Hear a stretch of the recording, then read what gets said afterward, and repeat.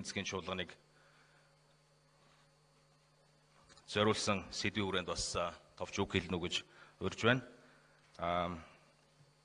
Мэдээж одоо төр хувийн хвшил 3 дугаар төгслийн бодлого гэж байгаа учраас засаглал төр хувийн хвшлийн түншлэлийн талаар бас тав голчлон хөндөж ярих юм бол илүү сонирхолтой байх болов уу гэж бодож байна.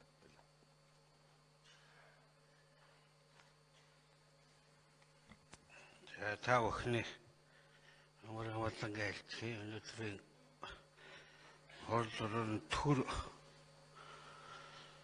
хувийн бизнесийн хүчийг нэгтгэх тухай ярих гэж их баярлалаа. Хүчийг нэгтгэхээс ч одоо хувийн хвшлийн бизнес төр хоёр олон жил биеиндээ дайсагналаа.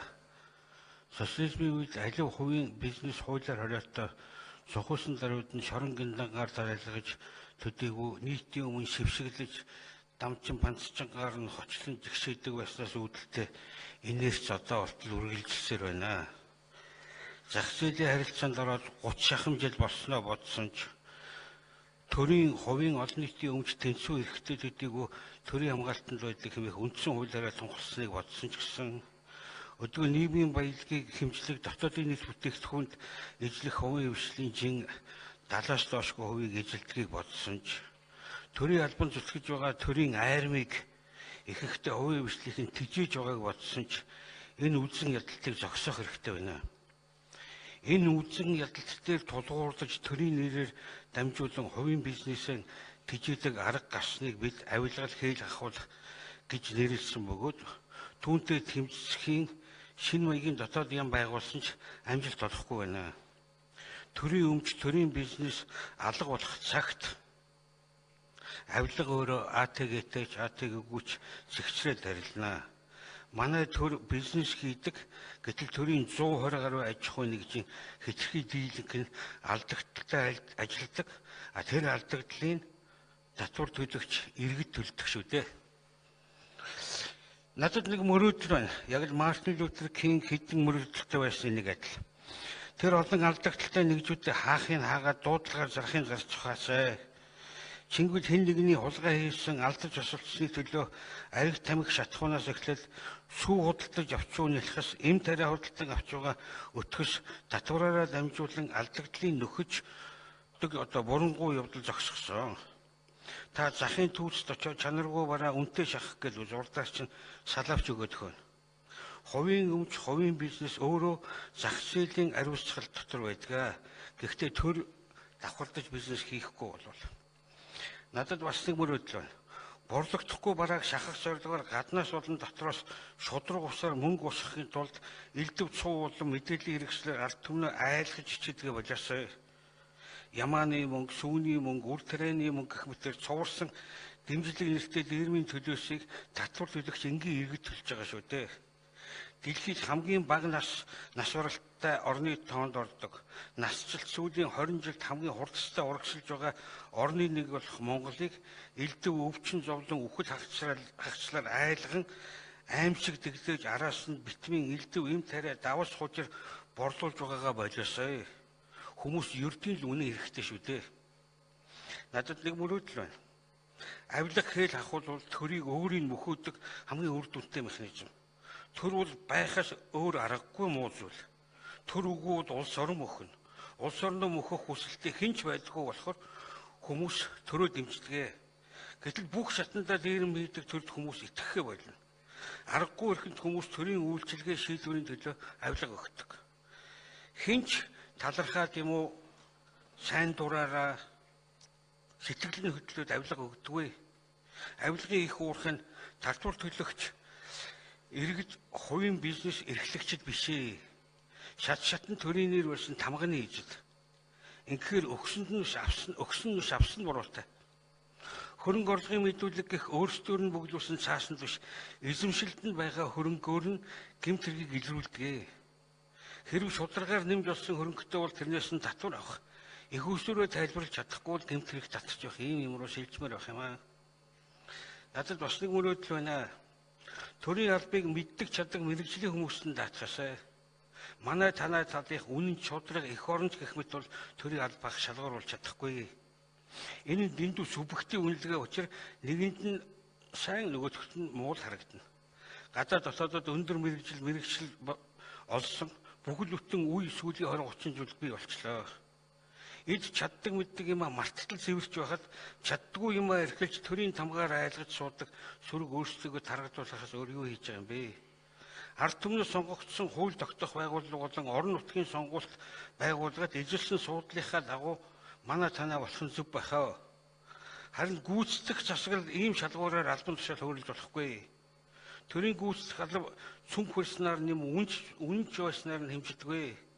Алив төр аппарат дээр тогтдог болохоос яаж хийж байгаад богино хугацаагаар сонгогдсон төр зургийн зочин дээр тогтдоггүй. Төрийн мэрэгсэн нэг албан хаагчийг халахад түүнийг дагаад төрийн ой санамжийн хэсэг арилж алга болдгоо. Төрийн тархийг айжим өхүүлэх процессор хариу зогсогоос. Төр алба хаагчид тэнд аль зэрэг удах нь мэдэгддэггүй. Гэхдээ тун удахгүй халагдах нь тодорхой байдаг. Ийм учраас байга дээр бушуухан хулгай хийгээд гэсэн сэтэл бол өөрөө үүсдэг энэ механизм хэн хүнийг бол гэмт хэрэг рүү өөрөө ирэхгүй төлөвч байна. Төрийн хүн ард түмэрлөө нулимх ирэхгүй адилаар Монголын төрлөө ямар нэгэн мэрэгэн ард ч гэсэн нулимх ирэхгүй байгаасай. Над өөрөөр байна. Сул дорой төр өөрийгөө мөхөдөг. Хүчрхэг төр гэдэг бол шийдвэр гаргасан бол түүнийг биелүүлж чаддаг.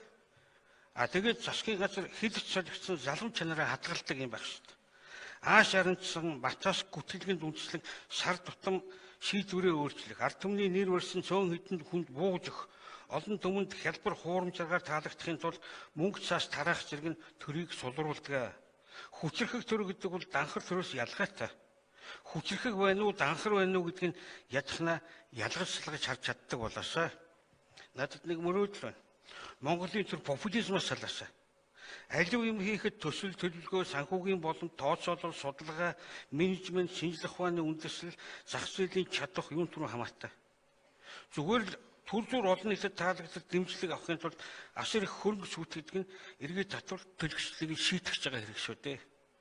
2000 онд мянган зам гэж зарласан агтл тийм хөрөнгө бол огт байхгүй байсан.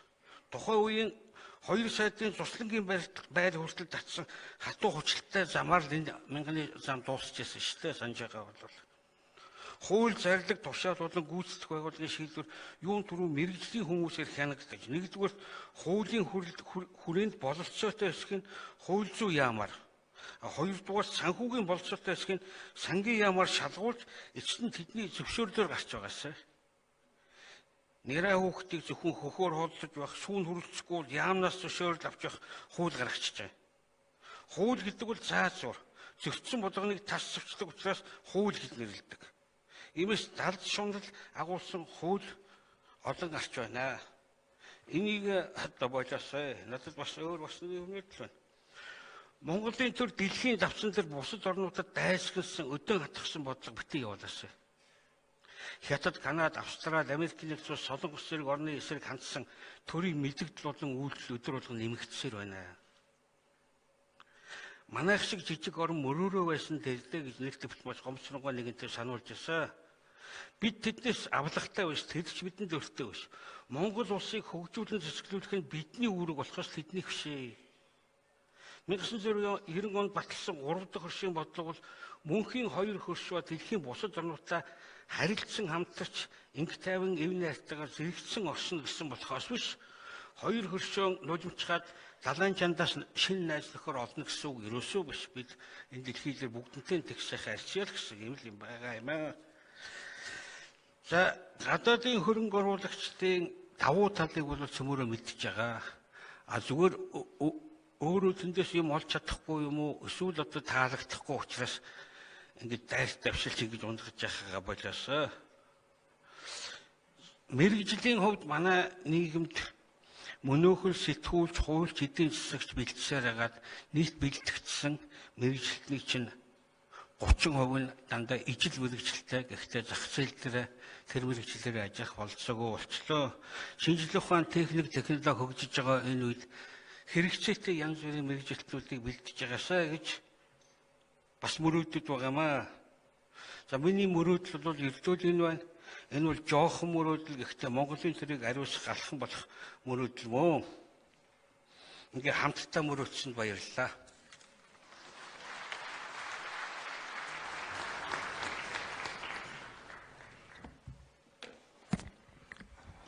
За их баярлалаа. Харин 3 дугаар төгслийн бодлого сэдвийн хүрээнд одоо асуулт хариулт эхлэе гэж бодож байна.